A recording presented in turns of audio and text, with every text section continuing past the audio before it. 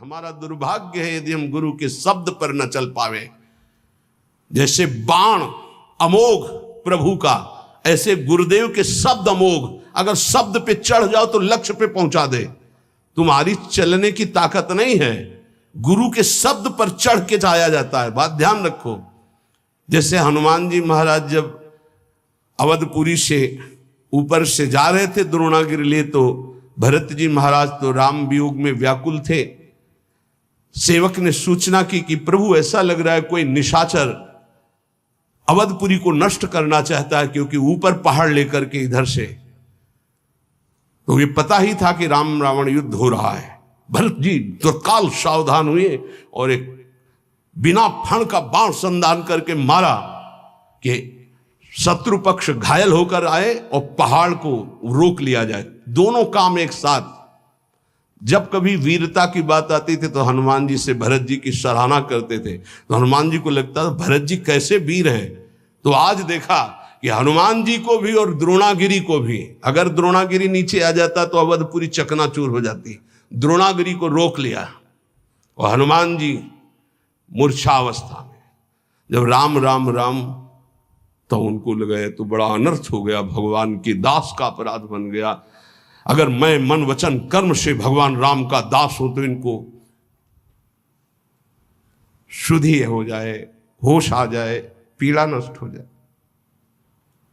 भरत जी को कितना प्रेम है। जब सिया राम बोलते तो वातावरण भगवत स्वरूप हो जाता। हनुमान जी के नजदीक गए, दुलार कर रहे, राम राम राम राम हनुमान जी से। तो उनका वत्स बहुत बड़ा अपराध हो गया। तो उनका नहीं, आज मेरा सौभाग्य है कि मैं देखने को पाया। जैसा हमारे प्रभु कहते थे कि भरत जैसा बल, तो आज मैंने देखा। पर प्रभु मुझे आदेश कीजिए, इस समय मुझे उपस्थित होना अनिवार्य है। तो बोले तुम्हारे चोट लग गई है, मेरे बाण पर चलो, मैं द्रोणागिरी सहित तुम्हें अभी एक क्षण में रामादल पहुंचाता हूं। तो एक बार तो विचार आया, मोरे बाहर चली किन बाना, मेरा वजन और द्रोणागिरी का। पर उनका नहीं नहीं, राम भ्राता हैं, ऐसा कर सकते हैं। तो उनका प्रभु आपका आशीर्वाद ही काफी है, आप केवल आज्ञा दीजिए। तो जैसे भरत जी कह रहे थे बाण पर अभी मैं आपको और द्रोणागिरी को एक क्षण में पहुंचा देता हूं रामादल। सत्य मानना, गुरु के वचन शब्द जो है वो ऐसे बाण है जिन पे बैठ जाओ तो माया से क्षण में पार कर दें। पर वो देहाभिमानी नहीं स्वीकार कर पाता है। बाधे हो तो कुम्हार को कूकर, खाली हृदय गुरु रीति न मानत। काचे धर्म मिन के सुनो छंद, धर्मी धर्म मरम न जानत। और नाना तरंग करत चिन्ह ही चिन्ह, रोवत रेट न लार संभारत। और प्रेमी जनों के बीच में बैठे तो सोच रहे हैं कुछ और बात, कोई दुख का चैप्टर, और थोड़ा आंसू, थोड़ा दक्षिण प्रेम जनाई कहंत, जो मेरी सी रीत काहे ना अनुसारत। अब प्रेमी जन तो भावुक होते हैं, बड़ी कृपा है आप पे, आप श्री जी के लिए अश्रु प्रवाह किए, श्री जी के लिए आप दक्षिण प्रेम जनाए। पकड़ गए कि प्रेम नहीं है। क्यों? प्रेमी कभी स्वीकार ही नहीं करता अपने साधना को, अपने प्रेम को। दक्षिण प्रेम जलाई कांत, जो मेरी सी रीत काहे ना अनुसार। रसिक समझ गए कि ये इसका आंसू प्रियालाल के लिए नहीं थे, ये तो केवल प्रेम प्रदर्शित करने वाला था। अब वो जब उदास हो गए रसिक जन, देखो उदासीनता आई, तो दक्षिण झगड़ रिसाई कहंत, जो मेरी बराबर औरल मानत।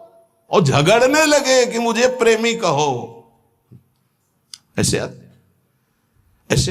है ये काचे धर्मिन के सुनो छंद, धर्मी धर्म मरम न जानत।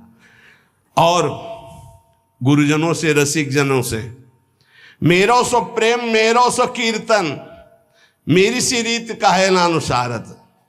हम कीर्तन कर देना, ये अहंकारी की भाषा। और मेरो सो गाल मेरो सो बजाई वो,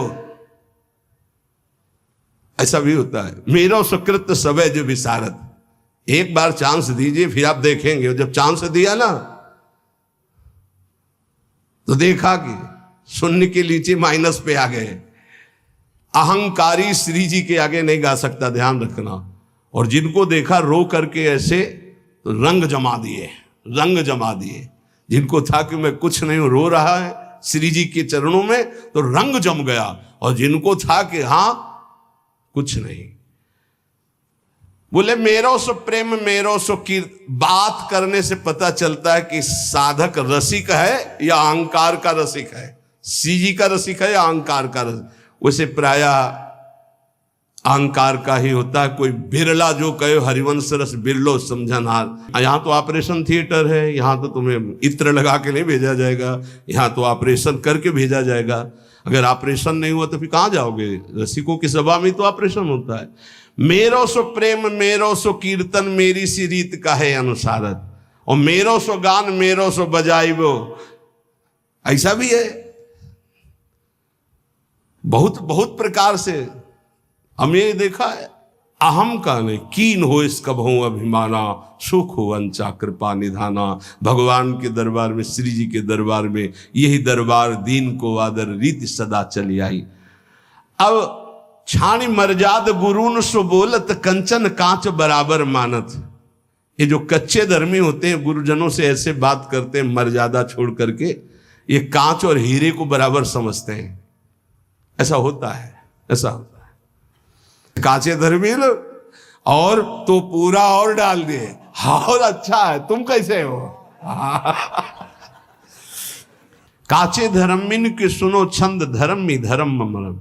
जब गुरुजन हंसकर बात करें तो तुम बहुत गंभीर हो जाओ। आज कृपा की वर्षा हो रही, जवाब देना नहीं उचित है, पान करना उचित। उनकी उस कृपा का पान करो। जब गुरुजनों से कभी बात करने का अवसर हो तो ऐसे बात करना चाहिए, कहीं हमारे मुख से कोई थूक की छींट उनके ऊपर न चले, ऐसे बात करनी चाहिए। बहुत सावधानी से गुरुजनों का सेवन किया जाता है तो गुरुजनों में ही लाडली जो दिखाई देने लगते हैं। हम गुरुजनों को बहुत संत मानते हैं, इसके आगे हमारी दृष्टि है, और उसमें भी कुछ प्रश्नवाचक चिन्ह